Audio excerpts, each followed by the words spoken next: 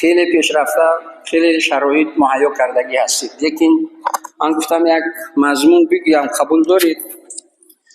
مبادا نمیرنجید. گفتم که نه. گفتم که جناب سفیر، ولای هر انسانی 100 داشته باشد میگوید 1000. یعنی دنیا انسان رو هیچ وقت آرام نمیکند، خصوصا وقتی که انسانی به ایمان باشد، ایمان نداشته باشد، اون انسان رو دنیا آرام نمیکند. ایمان باشد الحمدلله، کم است زیاد است، هر چی که هست نیست به همون داشتهش قانع است، راضی هست، خوشنود است، خوشحال هست، زندگی خوبی با لذتی، با حلاوتی، با راحت دارد. اما اگر ایمان نباشد، همیشه حریص است، همیشه سرسان است، همیشه سرگردان است. حالا 1000 10,000 10,000 100,000 100,000 میلیون دویم حریص است، دویم در تلاش است، دویم یعنی حتی که راحت هم نمیبیند از اون دارندگیش. این یک طرفی مسئله. طرف دیگری مسئله گفتم که شما کار رو تا حد اندازه برده اید که دیگر جوانان رو، حالا که دیگر شرایط مهیا کنیم گفته، یعنی به همجنسگرایی تله داده اید که همجنسگرایی میکنن جوانان، زن با زن، مرد با مرد. حالا این همجنسگرایی، زن با زن یا مرد با مرد، نتیجهش چی هست؟ باز خلاصه خودی مؤسسه های تحلیلی و تشخیصی شما میگن که زیاده از 60-70% همین همجنسگرها بالاخره خودکشی میکنن و خودکشی دست میزنن. چرا؟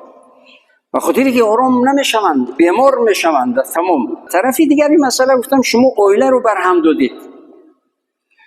عائله وجود ندارد، در شما نظام عائله داری نیست. حالا اگر زن شوهرم یگون کودک داره شد، اون کلان که شد میپرتاید میرود و از پای خود زندگی خود، این پدر و مادر پیر اینجا از پای زندگی خود آرزوی فرزند رو میکند که فرزندم یک بار بیاید. خب دیگر با همون اصطلاح خود یا که یک چیزی بگوید، یعنی آرزویش رو میکند نمیبیند، فرزند رو تا آخر عمر نمیبیند. اگر در یک سال یک بار زنگ هم بزند بگوید که هپی برثدی، یعنی روزت مبارک، روزی مولودت مبارک باشد، همین را میگوید. اگر انصاف کند، نباشد همین را هم نمیکند. نتیجه چی میشود؟ حالا این دو پیری خسته، یکیش میمیرد، یکی دیگرش از درش هیچ کس نمیدراید. بالاخره تنگدل روزش سیاه و به خودکشی دست میزنند. از سنجش های خودی مؤسسه های تحلیلی و تشخیصی شما، خلاصه شما هست. من حتی در یعنی شبکه های یعنی بین المللی این خلاصه ها رو با زبان های عربی و انگلیسی و دیگر زبان ها من تماشا مشاهده کردم. چنین هست و نظام که متاسفانه خواهد. من که میدونید در ما الحمدلله نظام عائله داری هست، پدر هست، مادر هست، فرزندان هستند، نبیرها هستند. حالا که اون پدر وقتی پیر می شود، فرزندان پدر جان، بابا جان، یعنی نوازیش گردش میگردن، حلقه میزنن، میخندن، بازی میکنن. بازی همین نبیرها و فرزندایی که میبینن در اطرافش هستند و همون فرزندانی که نوازیشش میکنن، میان از پیشونیش بوسه میکنن، از دستش بوسه میکنن، پدر جان میگویند. همین برای انسان یک سلامتی است، طبابت است.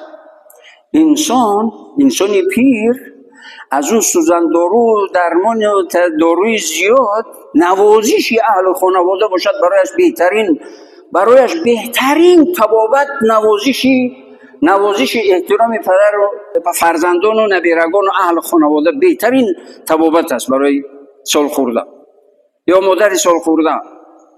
فرزندان و نبیرها گرد اطرافش، حتی که وقت چریغ هم کنند، همون وقت چریغ اون از تا وقتی تولد کردگی شنیدگی است، با همون آرام می شود عصبش، با همون قانع می شود، با همون سالم می شود، درد و غم نیست می شود. حالا ببینید بعضی هایی رو که میبرند در بی‌صاحب خانه، در اون جایی که تنها هستند، دیگر بیچاره نه یک آواز کودک هم میشنوند. نشنیدن آواز کودک برای همون سال خورده‌ای که در بی‌صاحب خانه هست وزنین ترین مصیبت هست که آواز کودک نمیشنود. در آرزوی نبیره‌اش هست، دیگر نبیره‌اش رو نمیبیند. حالا گفتم نظام عائله داری هم از بین رفتگی است. در شما دیگر عائله داری نیست. یعنی اولا و فرزند و نبیره و پدر مادر احترام کنن دیگر. من گفتم فلان روز در شبکه معین، در همین شبکه من یک خبر شنیدم با دقیق، یعنی با عنوان معین.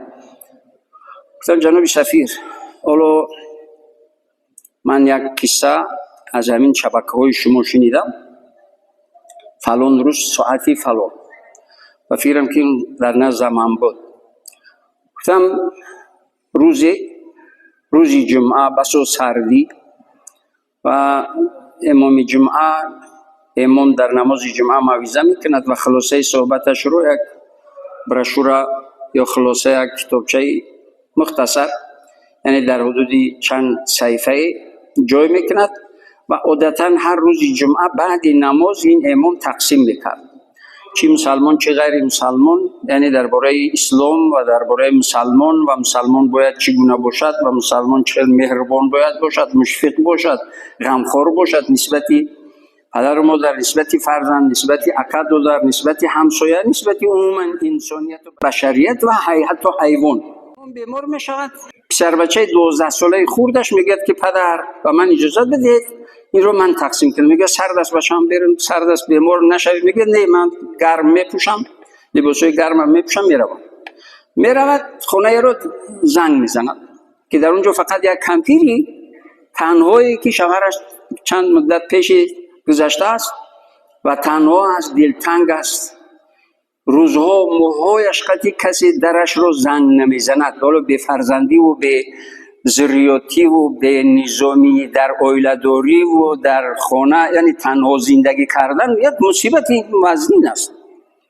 میگه در همون حالتی بودم، کمپیر خود میگه سالخورده زن، میگه در حالتی بودم که خواستم خودکشی کنم، همه شرایط مهیا بود، میخواستم خودکشی کنم، چرا که دیگر هیچ کس از درم نمیدراید. حالا فرزندی که رفت است دیگر نمیدونم در کجا هست، یک فرزند پسر و شوهرم مردگی هست. خب دیگر دنیا در نظرم تنگ شده است، سیاه شده است، نمیدونم چیکار کنم، هیچ کس از درم نمیدراید، یعنی مثل این که نفس کشیدن نمیتوانم. میگه شرایط مهیا کردم تو اینکه خودکشی کنم.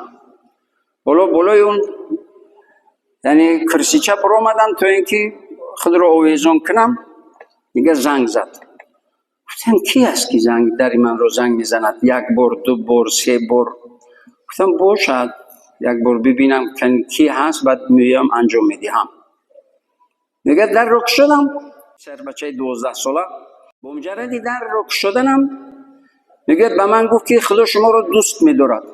گفتم تو ملائکه هستی؟ کی هستی تو که به من این مژده میدهی که خداوند من رو دوست میدارد؟ میگه نه، من انسان هستم لیکن میدونم که خداوند شما رو دوست میدارد. میگه با مجرد شنیدن این گپ فکر کردن که یک ملائکه باشد که به من مژده آوردگی است که این چی خبر است. در طول حیاتم این سخن رو، این جمله رو نشنیده بودم که خداوند من رو دوست میدارد. تو کی هستی؟ از کجا این گپ؟ تو کی گفت این گپ که به من بگویی؟ بعد میگوید خود رو شناس کرد که من پسری فلانی امامی مسلمان، همین در محله دیگر. یعنی یک معلومات هست، همین را بخونید. اگر یکون سوالی داشته باشید روزی شنبه ساعت 4 بیگاه یعنی جمع می شود، سوال جواب می شود. اگر شما هم سوالی داشته باشید می توانید اشتراک کنید و سوالهای خود را بدهید.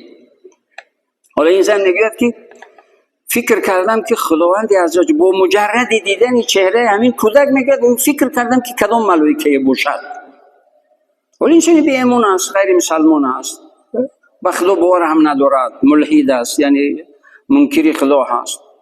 لیکن در پیری، در برجاماندگی، در حالت وزنینی، غم و اندوه، در این حالت وزنینی، حالا ببینید این یک جمله یعنی یک عالم برایش مهر بخشیده است و امید به وجود آورده است. پس میگوید روز شنبه گفتم باشد بروم اشتراک کنم، چی خبر است، اینو کی هستن، چی میخواهند، چی میگویند. میگه رفتم که از من سرخورده تر، از من جوان تر، مسلمان، غیر مسلمان، خیلی یک جمعیت عجیبی هست.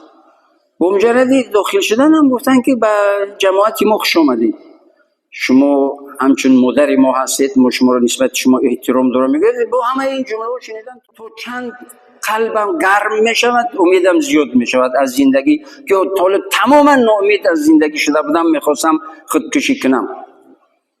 پس میگه نشستم که خیلی سوالای مهم، یعنی منطقی و فلسفی و دینی و یعنی جمعیتی و خیلی مهم و یعنی سوالهای خیلی قانع کننده و جالب. منم چند سوال دادم که حالا کمبودی جامعه ما در چیز که فرزندو ترک میکنن میروند، چرا فرزندو با پدر مادر نمیباشند؟ مثل پرنده که حالا که پرانچک شد میپرد میرود، تمام دیگه اون پدر مادر رو سراغ نمیکند. خب جوابای خیلی قانع کننده و قانع شونده شنیدم. میگوید دلگرمی با وجود گفتم که شما من رو به جماعت خود قبول دارید؟ گفتن ها. چی شرط داره؟ گفتن باید غسل کنید، یعنی طهارت کنید، بیایید کلمه عرضه کنید، میشوید شما مسلمان و برای همه ما شما مادر، نسبت همه ما شما برای ما یک مادر، همچون انسان محترم. تا وقتی که هستید ما هر روز از شما خبر میگیریم و از شما آگاه میباشیم و با شما در علاقه میباشیم، همیشه در مناسبت نیکی، برادری و مسلمانی و اخوت و برادری اسلامی میباشیم. حتما میگید با این یعنی رفتن و دیدن و شنیدن این همه میگید بعد فهمیدم که این زندگی چی هست و حکمت زندگی چی هست و باید چگونه زندگی کنیم و هیچ وقت نباید در کدام حالتی که نباشد باید به خودکشی دست نزنیم، چرا که همه مشکلی های زندگی از نام همون چیز، یک مقاله خیلی پرمضمون از نام مسلمان شدگی. میگوید یعنی بعد درک کردم که هر چقدر که بیماری سخت شد، مشکلی های زندگی زیاد شد، اجرش زیادتر می شود و پروردگار در عوض این همه مشکلی ها اجر و پاداش و خیر برکتی زیاد می دهد که یعنی حد و کنار ندارد. با این یعنی مسلمان می شود دلگرم به زندگی می شود. من این قصه رو به خاطر چی آوردم؟ به خاطر که الحمدلله جامعه ما و جمعیت ما جامعه و جمعیتی خیلی با انصاف، با عدل، با رحم، با شفقت نسبت پدر، نسبت مادر، نسبت فرزند، نسبت همسایه، نسبت دوست.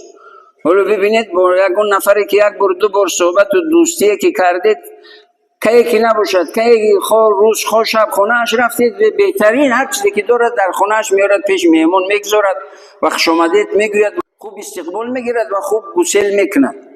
چرا؟ به خاطر که ما مسلمان هستیم و میدونیم که این همه اجر دارد. پیامبر علیه السلام میگه که من کان یؤمن بالله والیوم الاخر فلیکرم ضیفه و من کان یؤمن بالله والیوم الاخر فلیکرم جاره. شرط میگذارد پروردگار کسی که به خدا و روز قیامت ایمان دارد مهمانش را اکرام کند و کسی به خدا و روز قیامت ایمان دارد همسایه‌اش را اکرام کند، آزار ندهد. اگر اکرام کردن نمیتواند، احترام کردن نمیتواند، کمک کردن نمیتواند، آزار ندهد. آزار ندادن همین خود کامیابی و موفقیت است. برای همین مسلمان باید که حکمت زندگی رو و مسلمان باید درک کند که چرا آمدم و باید چیکار کنم و کجا میروم و کدام کار زیانم میکند و کدام کار فایده هم میکند.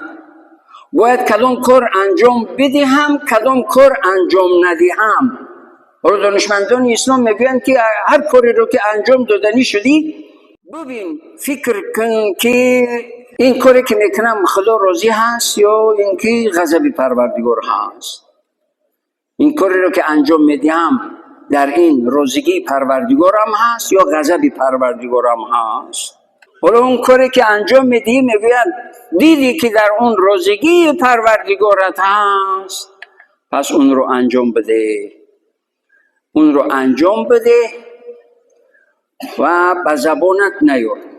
عبادت های کردگیت، یکی های انجام داده هیچ وقت به زبان نیار، در ذهنت چرخ زد بگو الحمدلله الحمدلله. بعد خلاصه‌اش رو ببین که پروردگار برایت چگونه از کجا میرساند و میدهد و میارد. هیچ نیکی وجود ندارد که نیکی رو کردید پروردگار اون رو برایت برنگرداند. دانشمندان اسلام نصیحت میکنن که نگو فلانی فلانی فلانی رو کمک کردم. چرا این کمک های کرده برای خودت است، خودت رو کرده ای. فلانی رو کمک نکرده ای، خودت رو کمک کرده ای. باید بگویی که خودم رو کمک کردم، فلانی رو کمک کردم نه.